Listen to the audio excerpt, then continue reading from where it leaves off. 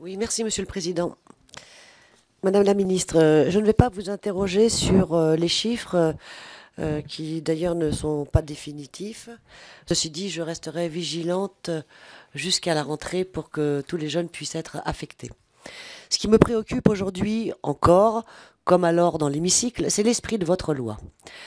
Cette loi qui certes résulte d'un long processus de 10 ans grave dans le marbre, la logique du tri, de la sélection, de l'assignation à la résidence. Je vous rappelle que les phrases qui disaient « Tout candidat est libre de s'inscrire dans l'établissement de son choix » et « Les dispositions relatives à la répartition entre les établissements et les formations excluent toute sélection », ces phrases ont été retirées de la loi.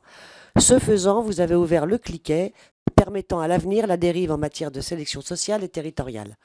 Madame la Ministre, nous sommes de la même génération.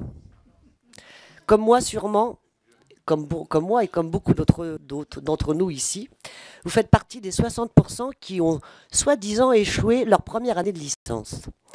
Vous faites partie aussi de ceux qui, après tâtonnement et errance, avaient pu vous réorienter pour suivre des études, en l'occurrence avec brio. Pas d'angoisse à l'époque, pas la peur du lendemain, pas la nécessité d'être immédiatement efficace.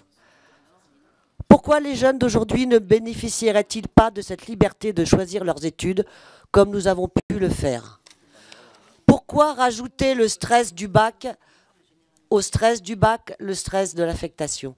Pourquoi les CV et lettres de motivation si discriminants sur des critères extrascolaires?